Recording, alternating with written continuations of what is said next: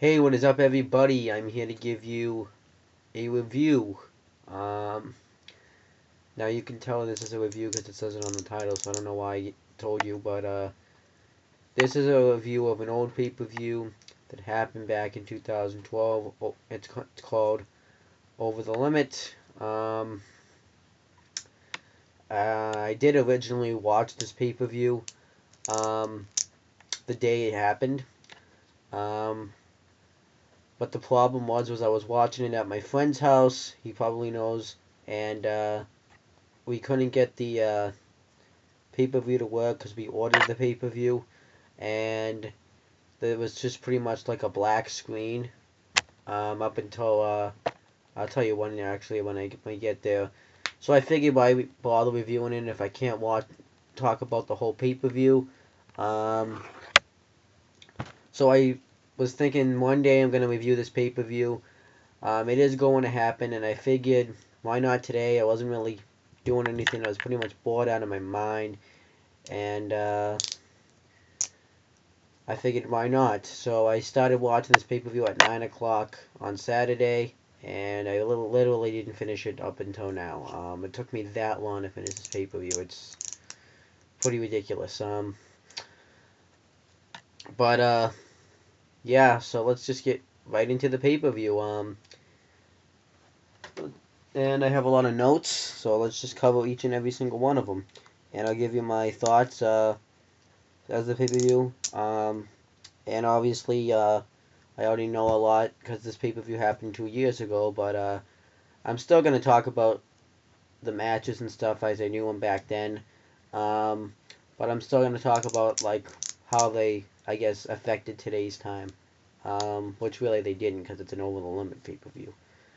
But starting with the pre-show, this is when it was still kind of new that they were doing the YouTube pre-show. They started doing these at WrestleMania 28, and they really have continued them till now, which I am fine with them doing that. Um, and they didn't have a panel back then. They just had they just had on commentators, but which they still have for the pre-show, but they just have people on commentary all night, if that makes sense. They just show the people on commentary instead of the panel. And we get Matt Striker and Josh Matthews on commentary. Funny thing is, none of these guys right now are in the company, which is kind of a shame. I did like Matt Striker. I thought he was kind of that wrestling nerd. He knew like everything about wrestling, like kind of like me. And I thought Josh Matthews was all right. I really don't care that he's gone though. And it kicked straight off with the match between Zack Ryder and Kane. Yeah, that match doesn't sound too good, but back then I was interested in seeing this match because they built this match up from in January because when Kane was feuding with John Cena, he took out Zack Ryder a lot. He pretty much put Zack Ryder on the shelf. He choke slammed him like in the parking lot through like a wood, pretty much costing Zack Ryder the United States Championship. Um, at the Royal Rumble, he took Zack Ryder out of his locker room, and he pretty much choked Zack Ryder. He was knocked out, and he tombstone Zack Ryder at the Royal Rumble. Um, and then at I think the Raw after, the Raw before the Elimination Chamber pay per view, Kane, while Zack Ryder was in a wheelchair, pushed him off the stage, and they even actually had a match on Raw before the Royal Rumble actually, and Kane chokeslammed him through the stage. So Kane pretty much tried to murder Zack Ryder in 2012. That was like his goal. And even though he attacked him before he even had a match with him, they originally were supposed to have a match, but he attacked him and chokeslammed him on the ring apron. So I think it was time to have a match for these two. I think they had time. Do I think it should have been on the YouTube pre-show?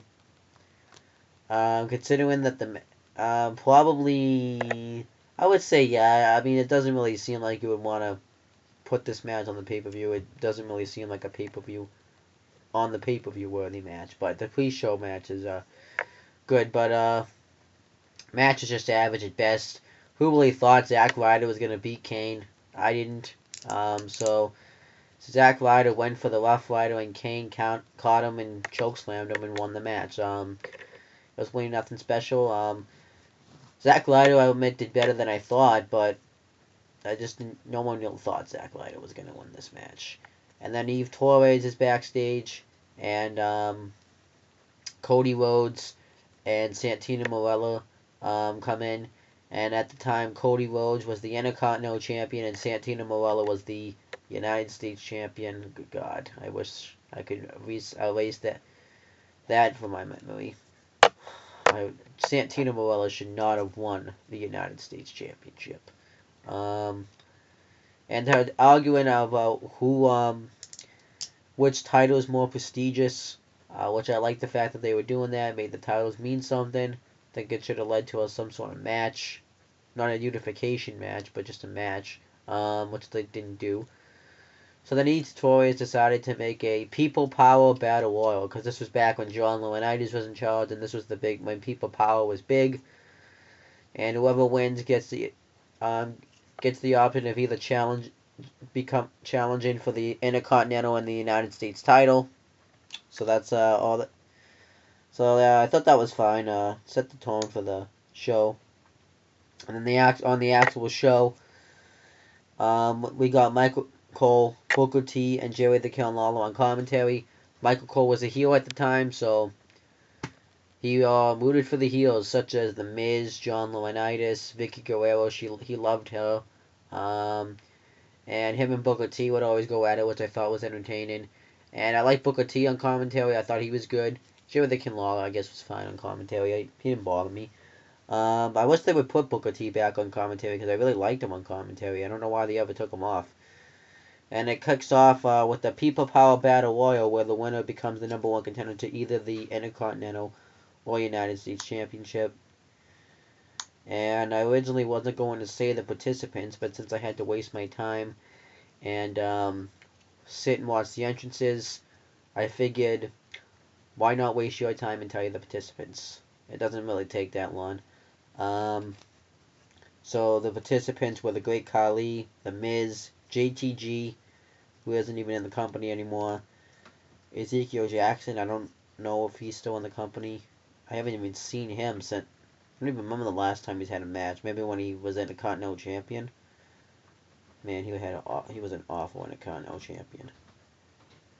Kurt Hawkins, who isn't in the company anymore. Tyler Rex, who isn't in the company anymore. And they were a tag team at the time, Kurt Hawkins and Tyler Rex. Michael McGillicuddy, who at the time was known as Curtis Axel. Yoshitatsu, who isn't in the company anymore. Tyson Kidd. Jimmy and Jay, the Usos. Jinder Mahal, who wasn't even in the company anymore. Drew McIntyre. And Heath Slater. This was before 3MB, though, was formed, and they were all in it. Darren Young and Titus O'Neil. This is just when they started. They introduced the primetime players, which consisted of those two. But they didn't have that name yet, and AEW wasn't even introduced yet. We got Alex Riley, David Otunga, William Regal, and the return of Christian. The many returns of Christian. He returned on Over the Limit. And then, it was just one of his many returns, so thought it was good. But the Battle Royal I thought was fine. It wasn't anything great or anything, but it was pretty entertaining stuff to sit through. Thought some guys got to shine in this match. I thought Tyler X and Kurt Hawkins did good in this match. They eliminated a lot of people. They eliminated Drew McIntyre. I think they eliminated Titus O'Neil. They eliminated a lot of guys. Who else did good? Thought that one of the Usos did pretty good. He stayed in there for a while. He eliminated some people in this match. I think one of them was Titus O'Neil. Who else did good in this? Khali didn't do that bad. He lasted longer than he normally does. Normally everyone likes to gain up on him and get him out since he's one of the bigger guys, but that didn't happen this time. He actually stayed in a while. One thing though that looked bad was Drew McIntyre suplex Yoshitatsu over the ropes, and it looked like Tatsu landed hard on his knee. I wonder if he got injured after that. But then it comes down to trying to remember who it came down to. Well, I guess I can say that the Miz and the Primetime Players all eliminated Khali. I think it came down to Christian, Miz, David Otunga, Tyson Kidd, Alex Riley, and I think that's it. I could be missing someone though. The Miz eliminated Alex Riley by throwing him ribs first into the ropes, and then he did a knee lift and he got out. So then it came down to those four. And Tyson Kidd actually did pretty good in this match. He impressed me. He got in a lot of offense, and Tyson Kidd tried to take the Miz over. He was up over the ropes, holding his hands, and he tried to use his legs like a head scissors to take out the Miz. And then David Otunga eliminates Tyson Kidd, which was a dumb move.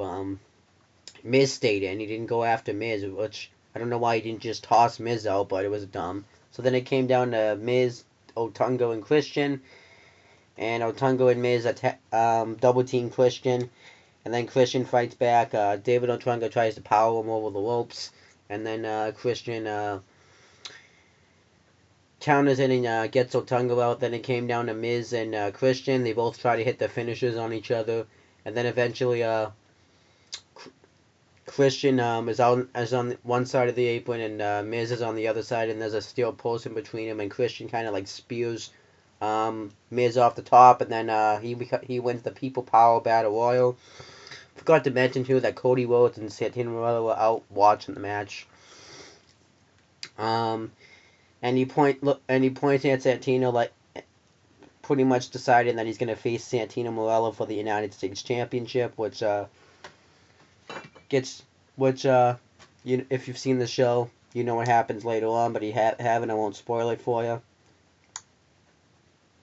And then I did the whole pyro thing, because they couldn't do that at first because of the Battle Royal, which I was disappointed with at first that they didn't do that, because then it wouldn't have felt like a pay-per-view, but they did that, but I thought this was something different they did for a pay-per-view. I thought it was pretty good stuff, and I really liked the Battle Royal. Kind of a shame, though, that the guys that are in it, like, none of them are in the company anymore. But whatever. And then we get the first actual, the second match on the show. We got Kofi Kingston and R-Truth defending the WWE Tag Team Championships against Jack Swagger and Dolph Ziggler, with Vicky Guerrero at ringside, since she was their manager.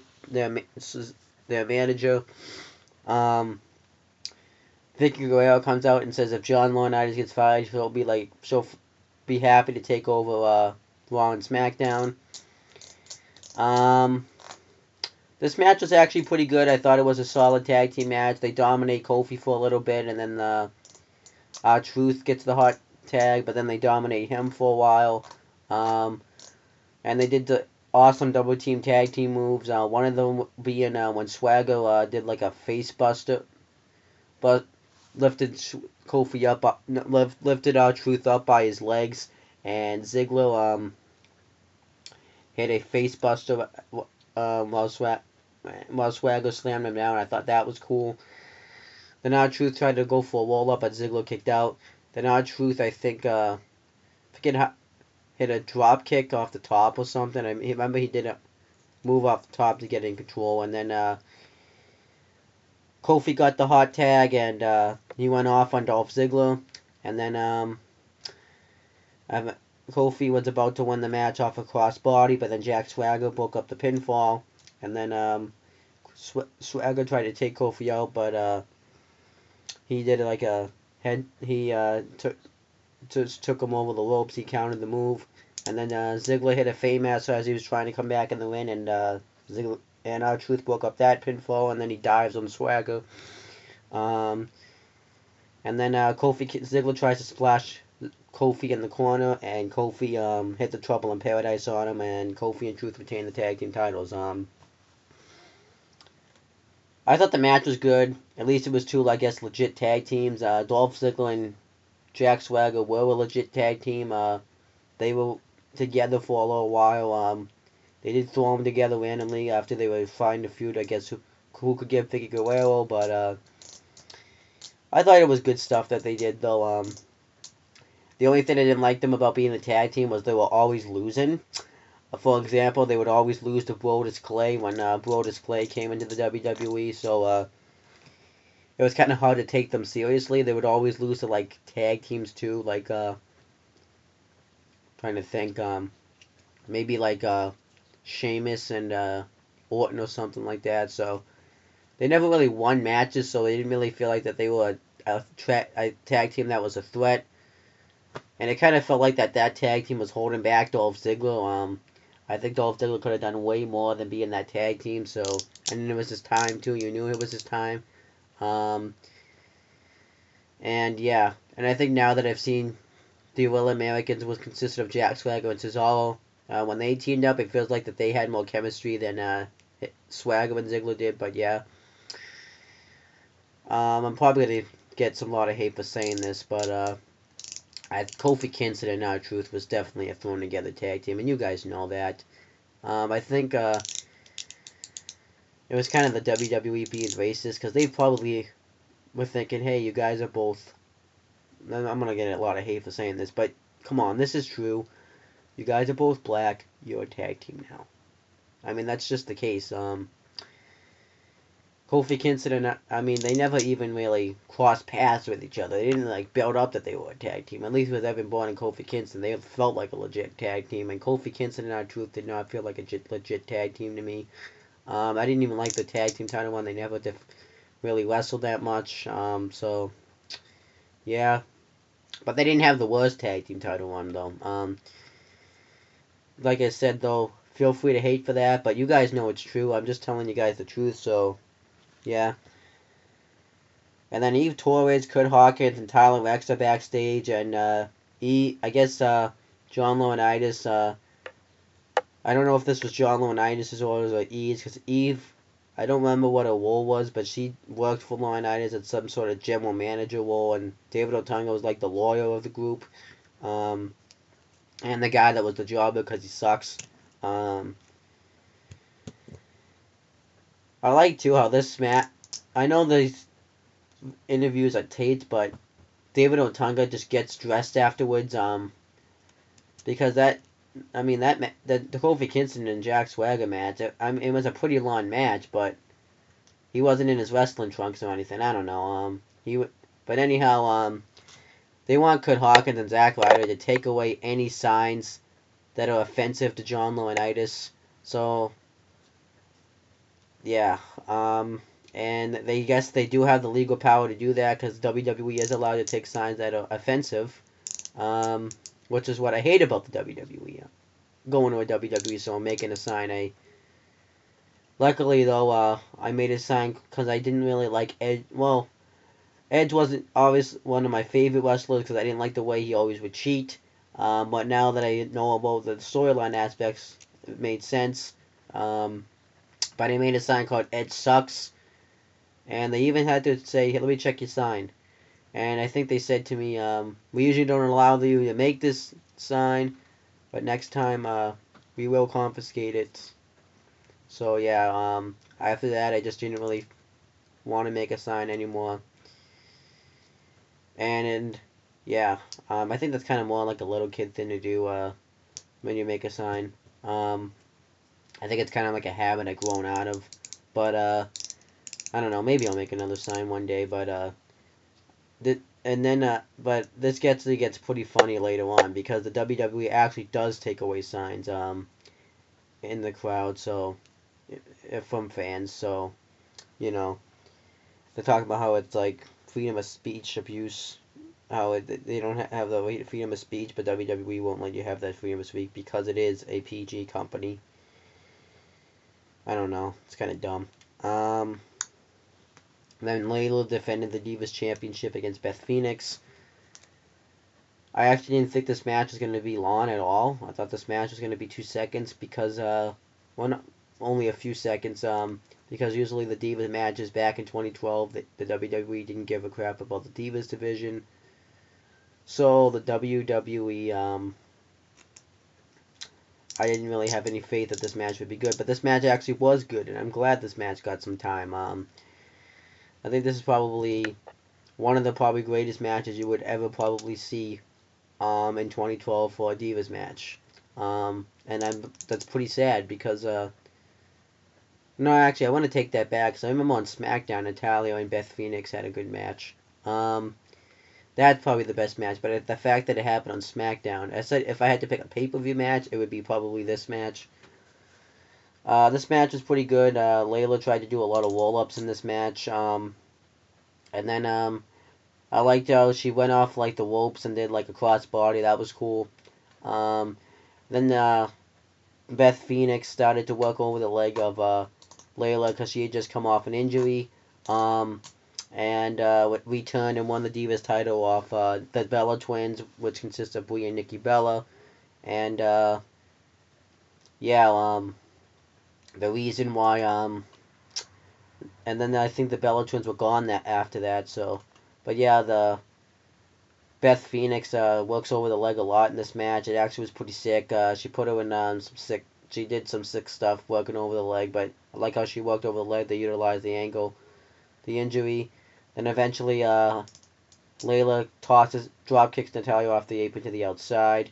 Layla starts to make a comeback. Beth Phoenix had Layla lifted over her head and went to do some sort of move to her. I think she was gonna do the Ultimate Warrior's Luther's press move or something. And then Layla countered with a DDT, but then Beth Phoenix went for the Glam Slam. Layla rolled her up, but Beth Phoenix kicked out. Then Beth Phoenix tried to work over the leg again, and then Layla hit the neck breaker and got the win, which I thought was awesome. Good match and good finish. So I'm glad that this match got the time that it deserved. And then the next thing that happened, I think Randy Orton got interviewed. Yes, he did. And they were Randy Orton. They showed a match that him and Sheamus had on SmackDown 2 days ago, and how when Sheamus beat Orton, when Orton went for the RKO, and Sheamus rolled him up and got the victory. Then afterwards, Orton had RKO'd him after the match. And then Randy Orton talks about how Sheamus got like a fluke victory over him, but it's not going to happen tonight since the world title's on the line. And then Chris Jericho walks up and says that he was actually watching the match, and he was watching Orton and Sheamus beat the crap out of each other. And he was just 100%, and he says that he's beaten everybody that's in this match tonight except for except for Alberto Del Rio, because he's too afraid to face him. Then afterwards, Chris Jericho says he's going to pin Randy Orton tonight and become the new champion, but Randy Orton says that if he gets in his way, he'll be the best in the world. Well, first he says Chris Jericho said he was the best in the world, and then Randy Orton says he'll be the best in the world to get an RKO'd and losing to me. And then we got the world title match. It was Sheamus defending the title against Del Rio, who had his personal ring announcer Ricardo Rodriguez out there, which I don't know why they took Ricardo away from Del Rio. It kind of just made, well, Del Rio was bland anyways, but it made him more bland. But he was defending it also against Chris Jericho and Randy Orton. And of course the faces go after the heels. But then after the heels get taken out, Sheamus and Orton, Sheamus and Orton are the faces, by the way. Jericho and Del Rio are the heels. If you don't know that. And then Orton and Sheamus want to square off, but Del Rio and Sheamus attack them. But they get taken out again, and Sheamus and Orton start squaring off, and Sheamus gets the best of Orton, but then Jericho takes out Sheamus and throws him into the barricade, and then Jericho and Del Rio start working together, and they do several suplex to Randy Orton. They just pretty much beat the crap out of Orton. Then afterwards, they go after Sheamus. They throw him into the barricade again, and then they throw him into the announcer's table. And then Orton starts to try to get some offense going, but then I think it got cut off somehow. Forget how. And then One point in the match, Del Rio tried to go for a cover on Orton. And then Jericho gets pissed about this, so then they start squaring off against each other, and Del Rio hit a tilt-a-whirl backbreaker on him. And then Del Rio kicked Sheamus outside the ring. They pretty much, Sheamus wasn't in the match for a while. And then Del Rio and Orton squared off for a bit, and then they did this spot where Del Rio, well, Orton and Jericho square off, and Orton was trying to do a superplex to Chris Jericho off the top, and then Del Rio tried to do the electric chair. Yeah, the electric chair. And then Del Rio couldn't do it, and then Sheamus pushed Orton and Jericho off, and then he went off the top and took out Del Rio with the shoulder block, and then he went off. They went off on it. Some memorable moments I could probably make of what they did together was Sheamus hit the Rolling Senton, and then tried to go for the blow kick, but then Ricardo Rodriguez distracted him, and Del Rio hit an enziguri, but Sheamus kicked out of it. And then Del Rio tried to go for the Del Rio ended up getting caught into the position where Sheamus does the 10 beats of the Babbling, but then Jericho kicked Sheamus from behind, and then Orton and Jericho went at it. Orton hit all his moves on Jericho, and then he hit the rope DDT on Sheamus, and then Orton went for the RKO, but Del Rio, when Orton was setting it up, Del Rio got him in the cross arm breaker, and then Orton couldn't grab the ropes because there's no rope breaks.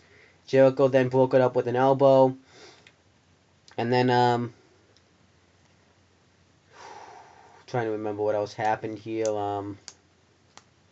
I think Jericho did something because a lot of stuff happened in this match. It was insane.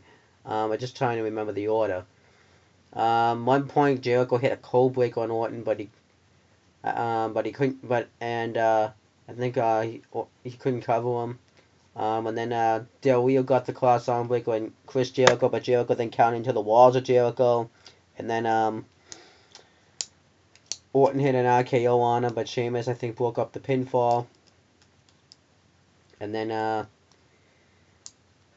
I think Jericho hit the cold breaker too on Sheamus. Then eventually the match kind of broke down. Sheamus hit a blow kick. Orton hit an RKO on both Del Rio and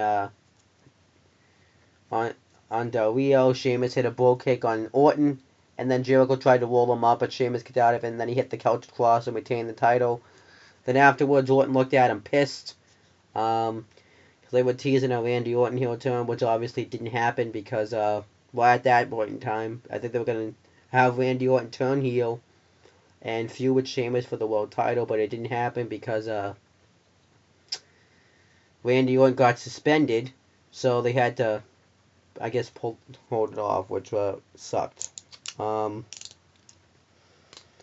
we got the next match, which I can't see right now. Now I can. Then we got Cody Rhodes is talking to Eve backstage, and Cody Rhodes asking Eve how John Laurinaitis is doing because he has to wrestle John Cena tonight. And Eve's like, oh, he's being so brave about this. He's so inspirational. And then Cody Rhodes is talking about how glad Christian chose Santino. He'll bring some prestige into the United States Championship.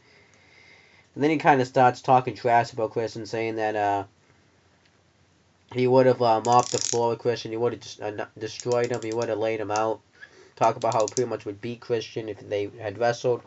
And then Christian overhears this, and he's like, what are you guys talking about over here? And Cody Rhodes says that you have the title in the bag tonight. And Christian says that he's full of crap. So now he changes his mind and says he wants to face Cody Rhodes for the Intercontinental Championship, and Cody Rhodes is pissed about it, which I thought was good. I think he knew it was coming because before Christian had gotten injured that time, I say that time because he gets injured a lot. Before Christian had gotten injured that time, he was a heel, and you knew that he was going to face Cody Rhodes because he was acting like a face in the Battle Royal, and I just assumed it was happening because you can tell when because he was I just knew he was face Christian. Um, then this was a travesty. The Miz fought Brodus Clay with the Funked Actors, was consisted of Naomi and Cameron, who aren't even together anymore, and Brodus Clay isn't even in the company anymore. He's released. This was a travesty. Miz comes out and talks trash about Brodus Clay. Pretty much says that Brodus Clay isn't a better dancer than him, and then he puts on like his cap that he would wear in like 2007, 2008, 2009ish, and even in 2006. And he started dancing, and it totally made me think of Miz when he would wear that cap. Totally made me think he was. How can I get? Miz was used like trash at that point because he was being punished.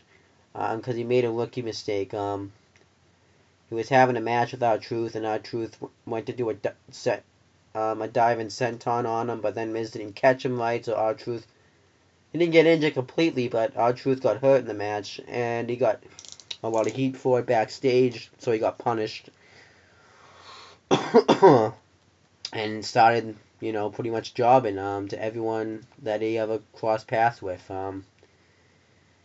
And it sucked, because Miz main evented a WrestleMania against John Cena, and now he was dancing on Over the Limit. It's terrible. But he wrestled Brodus Clay. He pretty much got squashed. I think the only time he only gained control in the match for a minute, if that. But Brodus Clay wins with a T-bone suplex off the top and then a splash. Brodus Clay was the Funkasaurus. He was like that dancing fool, like Rikishi was, and it was ass. Brodus Clay should have been a monster. He looked like he should have been a monster. And they just completely misutilized Brodus Clay, and it was a fail. What can I say? And then Kurt Hawkins and Tyler X confiscate any offensive side to John Laurinaitis, and I like how the commentators are talking about, oh, isn't there a right of freedom of speech? And then they talk about how it's wrong, but really, they do it. They know they do it, so don't even try that. And then Cody Rhodes defended the Intercontinental Championship against Christian. I thought this was good. Cody Rhodes comes out pissed that he has to wrestle this match, and he insults North Carolina because that's where Over the Limit was that night.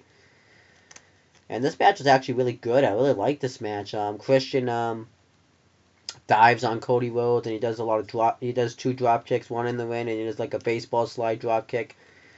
And then Cody Rhodes pushes Christian into the steps, and then he dominates Christian for a while because Christian was obviously damaged from the Battle Royal. And then Christian starts to make a comeback. Trying to remember more spots in the match I enjoyed. When Christian clotheslined himself and Cody Rhodes out, that was good. And then when Cody Rhodes, I think it was supposed to be the disaster kick, but it looked more like a drop kick to me. He did it off the steps and did a drop kick. I wonder if that was it was supposed to be. And then Cody Rhodes hit something. I think Cody Rhodes hit a superplex, and it actually hurt himself too. And Cody Rhodes tried to cover him, and then Christian kicked out, and Cody Rhodes was like, "I'm better than all of you. This isn't fair." And then he tried to throw Cody Rhodes tried to throw Christian in the post, but instead Rhodes went into the post, and Christian hit the kill switch and became the new Intercontinental Champion. I thought that was awesome. It was good to see Christian coming back as a face because he was being used like crap as a heel. You always lose. And it was finally good to see him come back as a face. So, thought that was cool. I already covered the CM Punk Daniel Bryan stuff. It's in my other video. It's in the Over the Limit playlist, so you guys can check that out. The CM Punk Daniel Bryan stuff, I think that was a good match. People say that it was. Well, I agree. It was a good match. I'm just not really a fan of the feud they were having. And I will cover that in a different video. And then Eve Torres and David Otunga are backstage, and Teddy Long, who was pretty much John Laurinaitis' bitch. And it's the flat out truth. He was pretty much John Laurinaitis' bitch. Um, was all happy because could be John Laurinaitis' final night, and obviously he's happy, and they think he's happy because they could have his old job back. But Teddy Long puts up the fact that if John Laurinaitis gets fired, they could become the general manager of Raw and SmackDown. But then Teddy says, all you guys could just be fired yourselves. So I thought that was fine. It was alright, I guess. It really just kind of killed time, I guess. Then we got Camacho with Unigo versus Ryback. At first, Lillian Garcia, who was the ring announcer, screwed up and said Unigo was wrestling the match. So I was like, I thought Camacho wrestled this match, but it was, and they wrestled. When Ryback was squashing people, they would normally cut a promo before then, talk about how they're going to destroy Ryback, and that's what Unigo did here. But Ryback destroyed Camacho. He hit the shell shocked on him for the win. This is when they were trying to build Ryback up as like the next big baby face of the WWE, the next monster baby face, and it completely failed because look where he went. He went on to tag team with Curtis Axel and always lose, which sucked because I thought Ryback could have made a good baby face. Thought he could have been that next guy. That's clearly not the case. They still have a chance because he's injured right now. So I think what they could do is have him come back and be the monster again and destroy Curtis Axel, and then just stop maybe making his way up again. I think maybe this injury, I know we just say it sucks when people get injured, but maybe this is a good thing for Ryback because if they think they're smart this time, they'll try to do what they did with Ryback. So I think the Feed Me More chants could work again, that you still hear them sometimes because he would chant Feed Me More. I think they could restart Ryback's push and start over. Yeah, I think they could redo that. I think that would be awesome. I wonder if it, but then again, is it too little, too late though? Because they tried it once, and people will be like, "This is the same old crap." But let's see what happens. And then we get the worst match of all time. This is the match. If so, you ask me what my least favorite match of all time was, it would be this match. Well, on a pay-per-view anyways, it would be this match. It was John Laurinaitis versus John Cena. Oh my gosh, I can't believe I'm going to review this pile of shit. And it was a no-holds-barred match. They didn't really say it was. They said you could only win by pinfall or submission, but it was pretty much a no-holds-barred match. And if John Laurinaitis lost, he was fired as both the Raw and SmackDown GM. And if anybody interfered in this match, they would be, like if any WWE superstar interfered in this match, they would be fired. I'm going to talk about the build-up first, so I can at least stay positive, even though it's not. But I did like John Laurinaitis' character. I liked how he talked about people power, and he always talked about how he was fair when he really wasn't, and how he would always be like a dick to the baby faces, like Sheamus when he blow kicked the referee. He charged him $5,000 and says if he ever hits another referee, he's fired. Who else was he a dick to?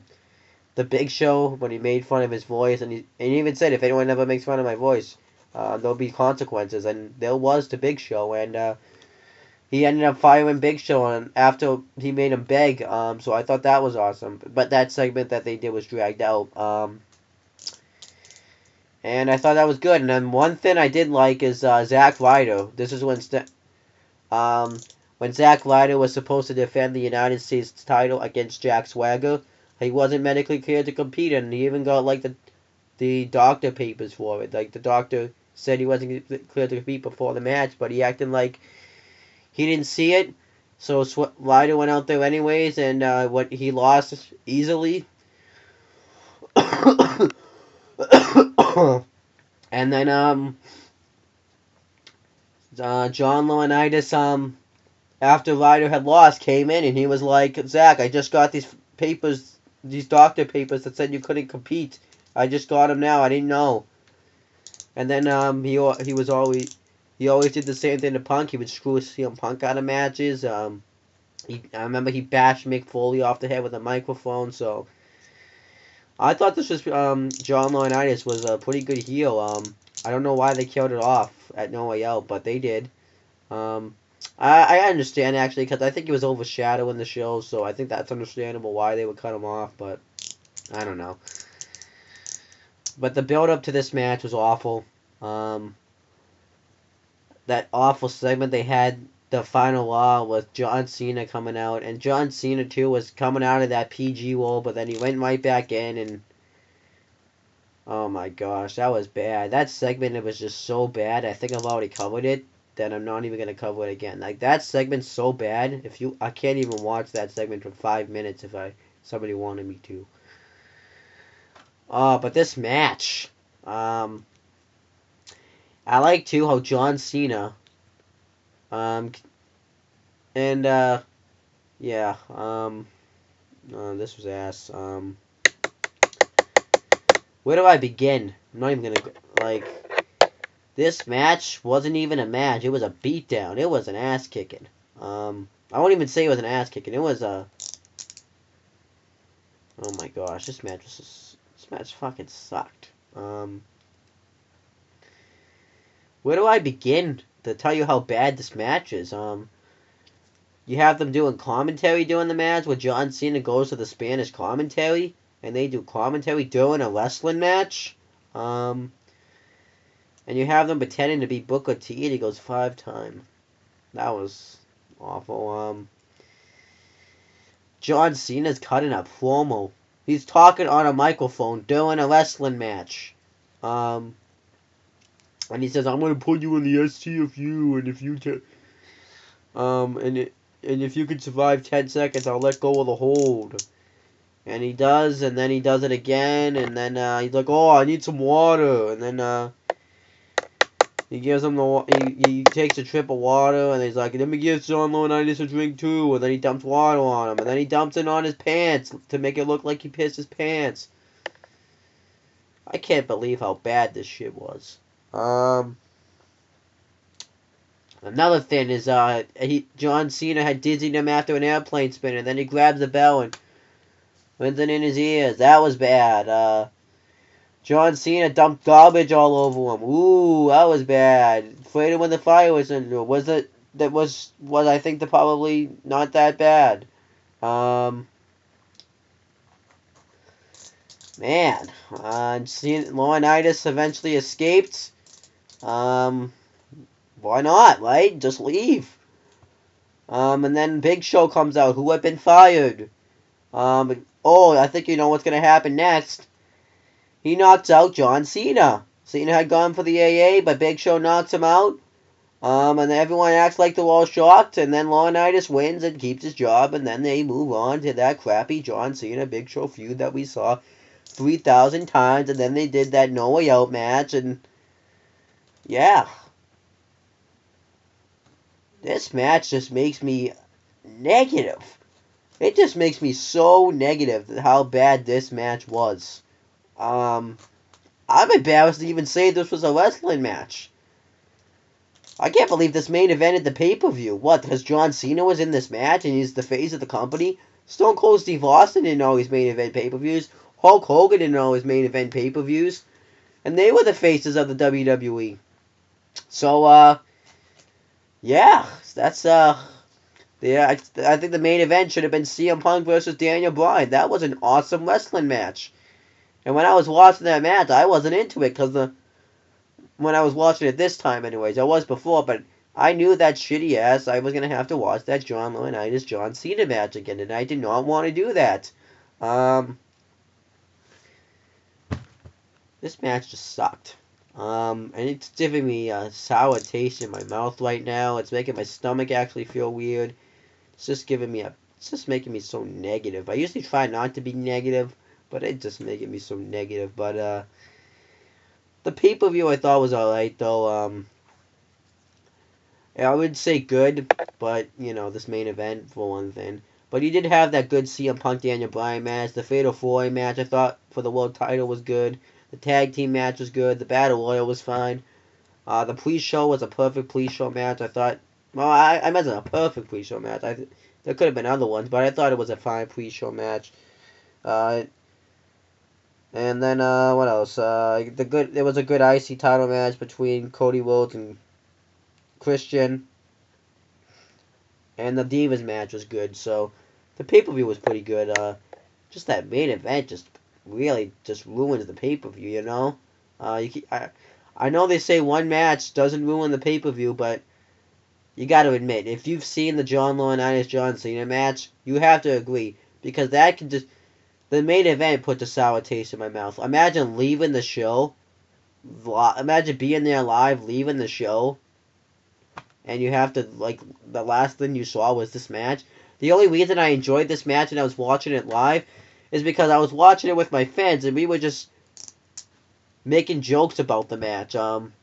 So that's the only reason why this match sucked. And come on, but you knew Big Show was going to interfere in that match. Because they said any WWE superstar, and Big Show, the weirdest thing is that they had fired him on the Raw before the pay-per-view, and then he interferes in the match. You could see that coming 3,000 miles away. Usually the expression's a mile away, but you could see that coming from Massachusetts, right here in Pembroke, Massachusetts, all the way in North Carolina, wherever it was. So you could see that coming from right here in Pembroke, Massachusetts, all the way to North Carolina. If you didn't see that coming, then you are a retarded wrestling fan. Anybody could have seen that coming.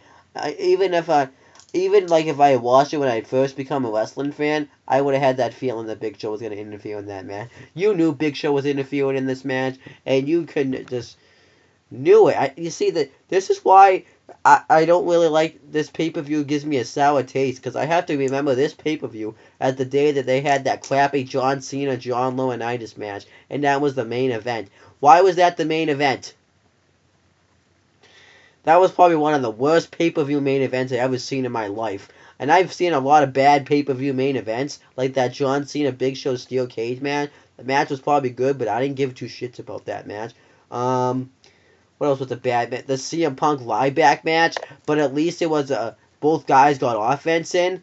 Even though CM Punk was scared in that match, at least CM Punk got offense in that match. At least they didn't cut a promo when they were wrestling. At least they didn't do commentary while they were wrestling.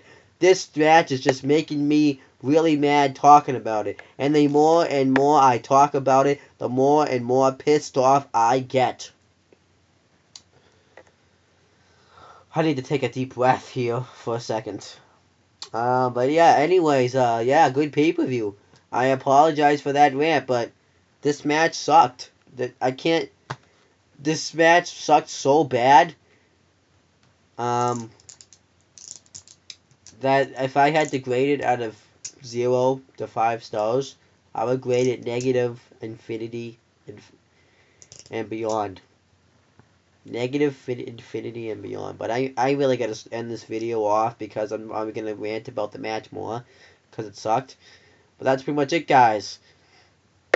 Thank you again to your person that actually let me see if I can, yeah, thank you again to let